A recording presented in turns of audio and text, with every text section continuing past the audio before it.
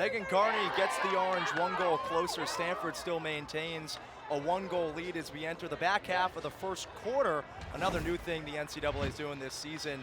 But the mainstays for Syracuse, 5 Tewaaraton watch listers for the Orange, a loaded group. And I have to say, someone that I want to draw your attention to is Emma Tyrell. First of all, so cool that both of the Tyrell sisters play on the same team. They're both on this watch list. But Emma Tyrell was somebody who later in the season really stepped up for this team, made a difference. She really stepped up, and as you see Carney there, all smiles. It's got to feel good to come back from an injury like that, to rehab. She even admitted that there were days where she needed to confine in one of her good friends, and Jay Brown. Like, these days are tough, this recovery is hard, but they pushed each other, and it's got Carney back playing in this one and getting on the score sheet early. And just for all of these players, I gotta be honest, I was jealous just watching everybody out here. It's just a great feeling for everybody to be back on the field. Now Spencer switching it up and going with her most experienced draw taker left on this roster in Mackenzie Chapman, a senior. This time a more competitive draw, but because of the shove, Syracuse gets possession.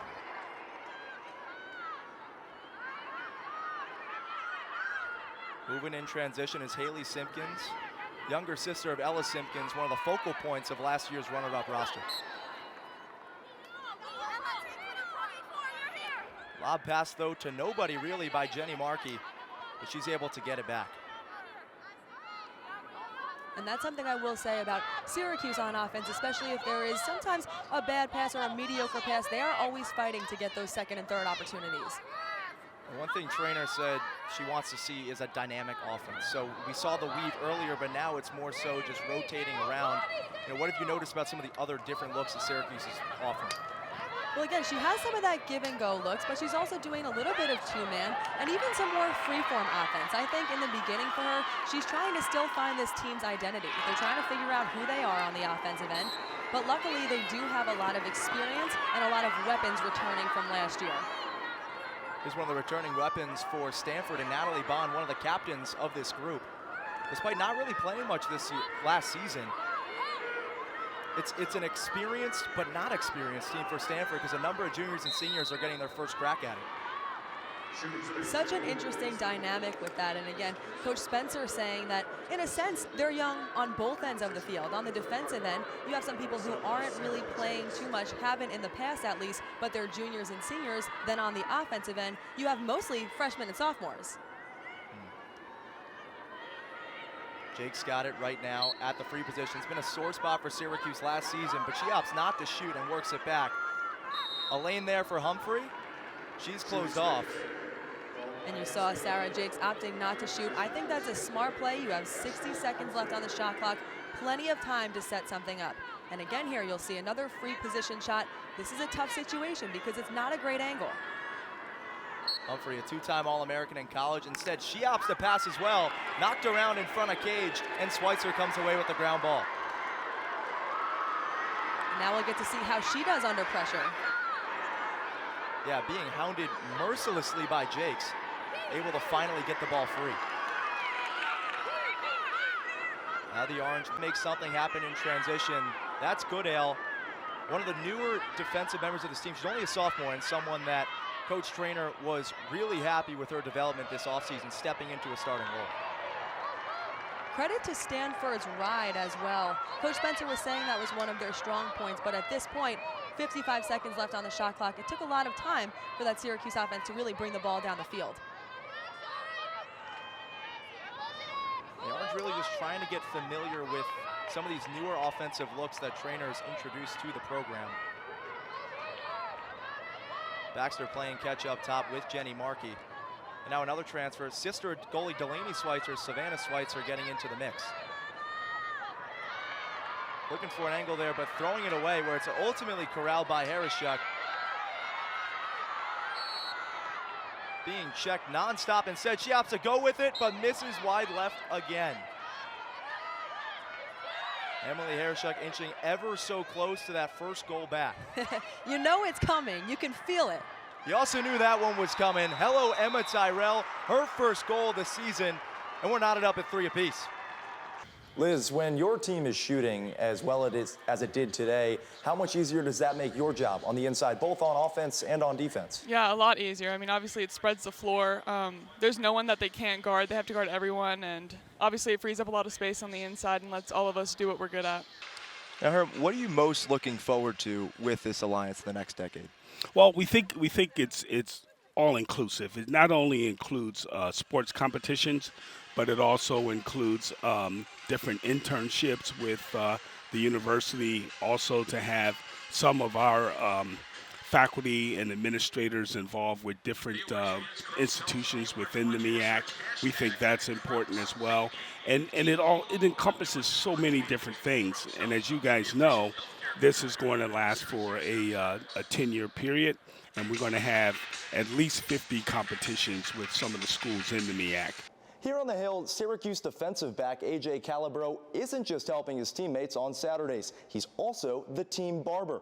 The redshirt sophomore says the hobby started just like many others do for college kids.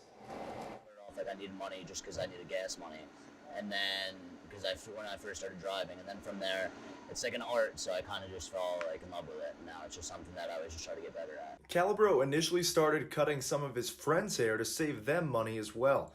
But with the help of the Instagram page Calabro Cuts and word of mouth, Calabro's begun cutting each of his teammates' hair and guests off the team, making for one busy week.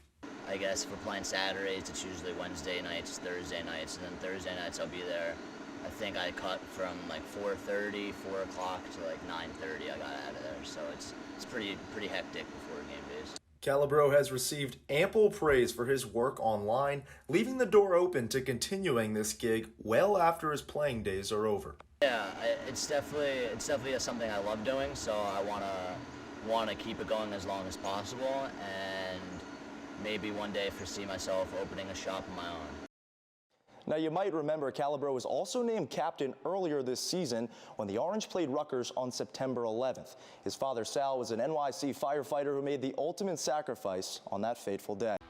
Well, who would have thought that just over 3 minutes into the second half, we'd be telling you that Buddy Boeheim has the same number of rebounds as Armando Bacot, the leading rebounder in the ACC. Syracuse leads Carolina 46-42. Tim Nolan with you alongside Brad Klein in Carolina's Dean Smith Center. And a big reason why Bacot's only got those 5 boards, the play of Barama Sidibe. The reason why we took that timeout a moment ago, Barama clutching at that right knee, but he's walking onto the court just fine. They didn't even put Anselm back into the game. Yeah, and if you can keep Sidibe on the floor, you're going to. If you're Jim Boeheim, he's got 4 points in 7 minutes, and the defensive job he's done on Bacot is invaluable. It's Carolina moving the ball left to right on your dial. Syracuse going the other direction on defense in its road orange jerseys. Gerard put his hands up at the ball. Now right wing, Love's got it. Kicks it back up top for Leaky Black. Inside Bacot, just right outside the right block. Swings it back up top. A pass floated to Puff Johnson. Now Manick in the far corner. A deep three triggered by Johnson. Rattles all around the rim and out. Tipped around, and Jimmy pulls down the board for the Orange. The scoring drought for the Tar Heels has now surpassed 3 minutes, and 4 into the second. Syracuse up by 4. Jimmy controlling at the Carolina logo, guarded by Bacot. Nearly shoved to the turf. Instead, hands off Swider. They're going to get a hand check there on Puff Johnson, shoving Swider. Cole Swider with 23 points leads all scorers in this game. He has more points than both Manick and Bacot combined, 2 of the leading scorers for the Tar Heels. And in short order, they're going to get Johnson again on a very similar foul. He probably gets away with a lot more contact against his brother Cam, mind you, who plays for the Phoenix Suns, but this is no driveway, and 2 very ticky-tacky fouls called on him against Swider in short order. Buddy ends up being the beneficiary just inside the free throw line with the rock. Now floats it back out. 13 left on the shot clock, 5:25 on the game clock. Gerard drives in. Jimmy lost it at the free throw line, gets it back. Swings through, left block. Righty floater, too strong. Rebound Bacot, Tar Heels pushing. Davis, met by both Gerard and Swider, so swings it back up top. Bacot feeds it back out to Davis. Right wing 3, swish. First field goal of the half for Carolina. It's now 46-45 Syracuse, 5 minutes into the second. Buddy being guarded the length of the floor by the 6'8" Leaky back. Gets around him. Now back in his right hand. Blocked by Black. Rebound Baycott. Again, Tar Heels looking to push. Gerard with a desperation foul there just to get into the lane of Davis and stop the transition opportunity. And Gerard has a right to that space, but he was late, so he kind of cut off the ball handler, and that's an easy call for the referee. So Buddy's rebounds stay at 5. Baycott's jump all the way up to 8 as a wide open 3 up top for Davis, but this time he misses it. Rebound though, Black swings it right corner. Manick, the Oklahoma transfer, brings it down back to Black. Swung all around the perimeter. Puff Johnson, a much better look this time. Too strong off back iron, but another long board for Black. Nobody home inside, but Sidibe able to mitigate Baycott at the rim. He just barely got a fingertip on the lob. Otherwise, Baycott could have brought the house down. So still 46-45, Syracuse leads. 5:30 into the second. Jamie up top, guarded again by Baycott. Looked at his brother, now drives right alley. Gets it to that right hand, and somehow Houdini's the basketball off the backboard and in. Hey, Jimmy Boeheim's really struggled today. He needed Still, that. though, that gives him 4 points for the ball game on 2 of 8 shooting, and Syracuse leads 48-45, 6 into the second. Black staring down Gerard, top of the key. Now another lob inside, and again out of the reach of Baycott. Sidibe almost got knocked to the deck by Johnson. Able to keep his footing. Pass to Gerard, who swings cross court, far side. Jimmy's got it just beyond the Roy Williams court logo. I think that lob hit the rim.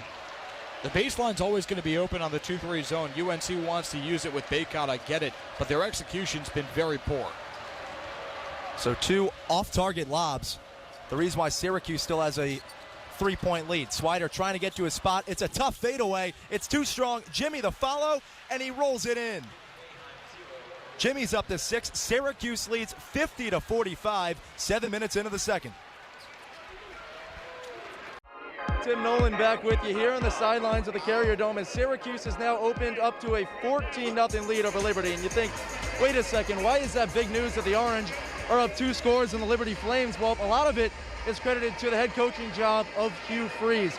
Everywhere he's gone, he's seen success in his career, and it starts all the way back when he was a 4-time Associated Press High School Coach of the Year at Briarcrest Christian. Why should you know that name? Well, you shouldn't, but it went by the pseudonym Wingate High School in the movie The Blind Side. That's right, Hugh Freeze was the high school coach of Michael Orr. He then brought the left tackle from Memphis to Ole Miss and was named recruiting coordinator there in 06. He quickly worked his way up the ranks and became Ole Miss's head coach from 2012 to 2016, where he amassed 39 wins, including a Sugar Bowl victory over Oklahoma State in 2016. He did have to step away from the program and was forced to resign after multiple personal and sanction issues at the university, and now he's landed himself at Liberty. He signed in 2018, and in 2019, he was extended for the next 5 years. He's told the media that he has no interest in entertaining any SEC jobs at this moment. He's here to build up the Flames, and right now, they've become quite a formidable program hanging with many teams in the ACC. Katie, we're under 2 hours from coverage of Syracuse and Pittsburgh men's basketball. The Orange topped the Panthers 77-61 at home just 2 weeks ago. But in a game where Syracuse fouled 20 times, it had to use its bench more than normal. This time around, head coach Jim Boeheim has one less guy to turn to in Symir Torrance. Played well the last couple games, and we'll miss him. He's added a lot to the lineup, so disappointing that he's a little misstep and he'll be out for a little while. The official word on Torrance is an injured knee. The Syracuse native played a season-high 25 minutes in Saturday's loss to Duke.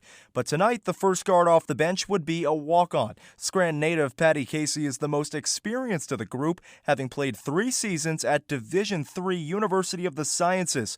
Still, the Orange look to sweep the season series against the Panthers. Coverage begins here with GZA countdown to tip-off at 7:30 on 88.3. Women's basketball is also back on our airwaves in just over a week. We'll have coverage of Syracuse and Miami next Thursday, February 3rd. This Thursday, however, the Cuse heads to South Bend to take on number 20 Notre Dame at 7. The Irish top the Orange by 26 in SU's ACC opener.